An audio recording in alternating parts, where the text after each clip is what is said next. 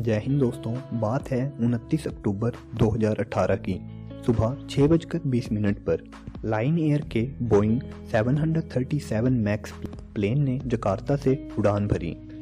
उड़ान भरने के कुछ देर बाद ही पायलट रेडियो पर आया और एयर ट्रैफिक कंट्रोलर से क्लियरेंस मांगा। वो वापस उसी हवाई अड्डे पर लौटना चाहता था, लेकिन उड़ान भरने के 13 मिनट बाद ही एयर ट्रैफिक कंट्रोलर रेडियो पर उस पायलट की आवाज नहीं सुन सका, जिस कारण वो प्लेन क्रैश हो गया। दोस्तों, वो प्लेन बिल्कुल नया था, यहाँ तक कि उस प्लेन का मॉडल भी लेटेस्ट था। इस इंसिडेंट के कुछ महीनों बाद मार्च 2019 में इथियोपिया एयरलाइंस का एक प्लेन बिल्कुल इसी तरह क्रैश हो गया। वो प्लेन भी बोइंग 737 मैक्स ही था। इन दुर्घटनाओं के कारण दुनिया भर के कई एयरलाइंस अधिकारियों ने इस प्लेन बैन करना शुरू कर दिया, जिसके बाद इन केसेस पर जांच शुरू हुई और जांच पूरी होने पर गलती का पता चला। गलती बोइंग कंपनी की थी। प्लेन के ऑटोमेटिक सिस्टम में कुछ तकनीकी खराबी थी। इन दोनों प्लेन क्रैशेस के बाद बोइंग कंपनी के सीईओ ने रिजाइन कर दिया और एक नए सीईओ को नियुक्त किया गया। कुछ समय बाद बोइंग ने अपने 737 मैक्स मॉडल में सुधार किया और प्लेन एक बार फिर से उड़ान भरने लगे, लेकिन लोगों को अभी भी इस प्लेन पर भरोसा नहीं था, जिस कारण लोग बोइंग के पिछले फैसलों पर सवाल उठाने लगे। और दूसरी तरफ बोइंग के प्रोजेक्ट्स को विकसित होने में अपेक्षा से अधिक समय लग गया था और इसकी कॉस्ट भी ओरिजिनल प्राइस से ज्यादा थी। इन कारणों से बोइंग के पिछले कुछ सीईओज को दोषी ठहराया गया। आखिर ये सीईओज कौन थे? क्या किसी सीईओ को हटाया जा सकता है? और अगर हाँ, तो ये नए सीईओ को कौन नियुक्त करता है? बोइंग कंपनी का मालिक कौन है? और आखिरकार बोइंग का मालिक इस सिचुएशन के बारे में क्यों कुछ नहीं कर रहा था? दोस्तों, यहाँ पर कंसेप्ट आता है पब्लिक कंपनीज का। जब हम किसी कंपनी के बारे में सोचते हैं तो हम रिलायंस या फिर इन्फोसिस जैसी कंपनियों की कल्पना करते हैं। हम कल्पना करते हैं कि किसी कंपनी का ओनर या तो उस कंपनी का फाउंडर होगा या फिर उसके परिवार का कोई सदस्य, या फिर वो पूरा परिवार ही उस कंपनी को ओन करता होगा।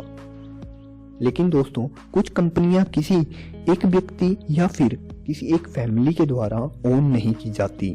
वो कंपनी शेयर होल्डर्स के द्वारा ओन की जाती हैं।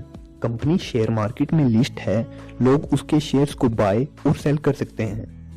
कई फाउंडर और उनकी फैमिली के पास कंपनी के शेयर्स नहीं होते, कारण उन लोगों की कंपनी में हिस्सेदारी ही नहीं बचती। इसी कारण से बोइंग के पास भी कोई एक मालिक नहीं था। ये कंपनी इन्वेस्टर्स की थी। कई कंपनी अपना आईपीओ लाती हैं और फिर उनके शेयर मार्केट में अवेलेबल हो जाते हैं, जिन्हें हम इजीली बाय और सेल कर सकते हैं। आखिर फाउंडर और उनकी फैमिली कंपनी में अपनी हिस्सेदारी कैसे कम करते हैं? पहला और सबसे आसान तरीका है उनके स्टॉक्स को बेचना। कई फाउंडर्स अपनी शुरू की हुई कंपनी को छोड़ देते हैं ताकि वो जल्दी रिटायर हो सकें या फिर दूसरा करियर चूज कर सकें। अगर उन्हें पैसों की जरूरत हो तो वो अपने शेयर्स को बेच सकते हैं।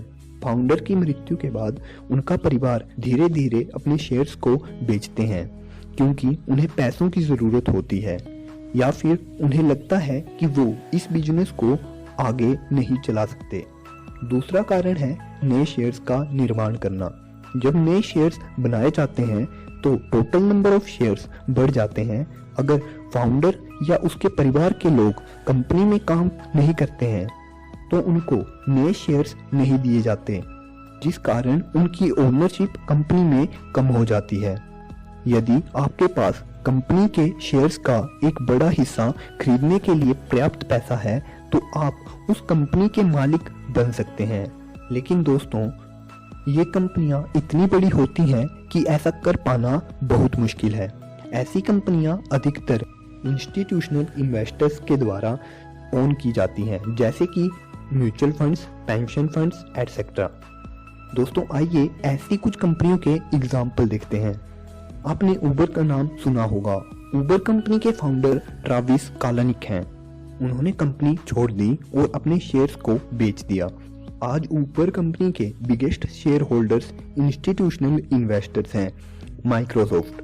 जब आप माइक्रोसॉफ्ट कंपनी का नाम सुनते हैं तो आप बिल गेट्स को इमेजिन करते हैं, लेकिन बिल गेट्स ने अपने ज्यादातर शेयर्स बेच दिए हैं। अब उनके पास कंपनी का केवल 1 या 2% हिस्सा है। माइक्रोसॉफ्ट के बिगेस्ट शेयर होल्डर्स वैनगार्ड हैं, जो कि एक म्यूचुअल फंड कंपनी है। और दोस्तों, वैनगार्ड एप्पल कंपनी के भी बिगेस्ट शेयर होल्डर्स हैं। दोस्तों, ये शेयर होल्डर्स ही वोट करके कंपनी के बोर्ड मेंबर्स का चुनाव करते हैं और फिर बोर्ड मेंबर्स ही कंपनी के सीईओ के लिए जिम्मेदार होते हैं, क्योंकि उनके ही डिसीजन पर सीईओ को नियुक्त किया जाता है या फिर उसे हटाया जाता है। दोस्तों, शेयर मार्केट में पावर ऑफ एसआईपी को जानने के लिए अगला वीडियो देखें, जिसका लिंक आपको नीचे डिस्क्रिप्शन और ऊपर आई बटन पर मिल जाएगा। वीडियो देखने के लिए आप सभी का दिल से धन्यवाद।